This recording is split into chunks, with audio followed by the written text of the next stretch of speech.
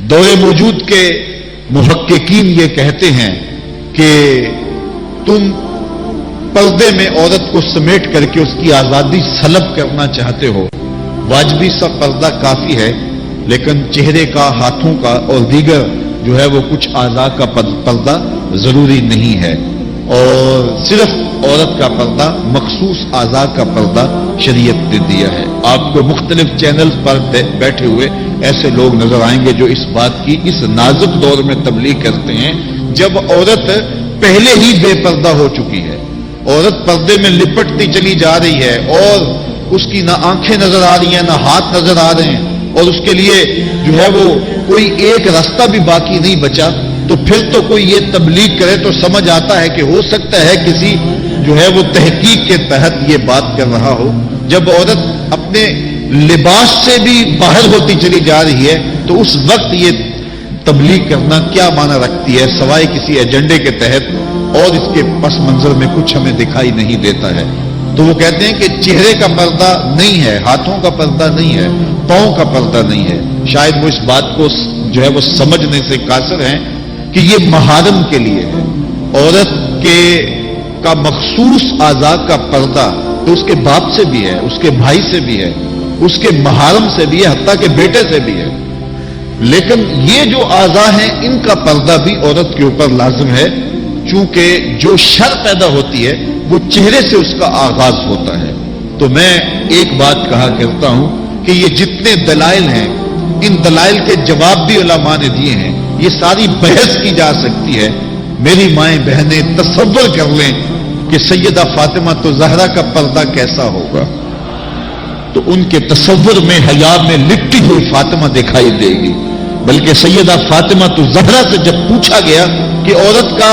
صحیح پردہ کیا ہے، انہوں نے کہا کہ عورت کا صحیح پردہ یہ ہے کہ وہ کسی مرد کو نہ دیکھے اور کوئی مرد اس کو نہ دیکھے۔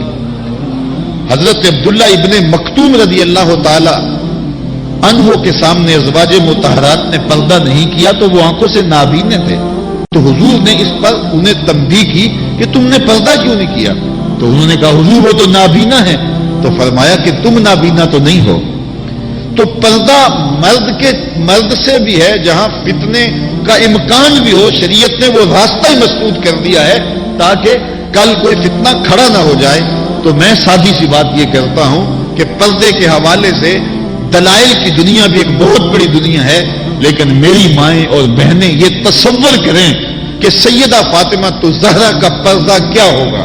تو یہ تصور کرنے سے ہی طبیعت میں حیا پیدا ہونا شروع ہو جائے گا، اور سیدہ کا پردہ اور ان کی عصمت اور ان کی آبرو کا انداز سمجھ میں آ جائے گا۔ حضرت اسماء بنت امیس رضی اللہ تعالیٰ عنہ فرماتی ہیں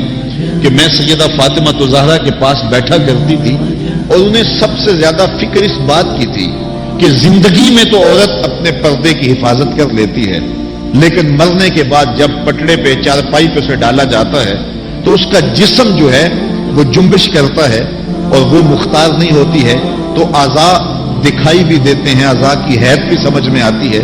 تو یہ بڑا مشکل لمحہ ہوگا جو مرنے کے بعد درپیش ہوتا ہے۔ تو فرماتی ہے کہ میں نے انہیں کہا کہ جب حبشہ کی جانب ہجرت کی تھی تو میں بھی ان لوگوں میں شامل تھی، تو میں نے وہاں حبشہ میں دیکھا ہے کہ چارپائی کے چاروں پایوں کے ساتھ شاخ باندھ دیتے ہیں اور پھر ان کو درمیان میں جوڑ دیتے ہیں اور اس کے اوپر کپڑا ڈال دیتے ہیں اور یہ ایک ڈولی بن جاتی ہے۔ تو کہتی ہیں جب میں یہ بات بتائی تو سیدہ بہت زیادہ خوش ہوئی، کہا یہ تو ایک بہت اچھا طریقہ سمجھ میں آ گیا جس سے مرنے کے بعد بھی عورت کے پردے کی اور اس کے جسم کی حفاظت ہو سکے گی، کسی کی نظر نہیں پڑے گی۔ تو یہ وہ سیدہ ہیں کہ جنہوں نے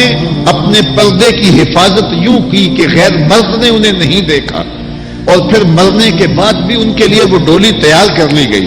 رات کی تنہائیوں میں ان کا جنازہ پڑا گیا، اور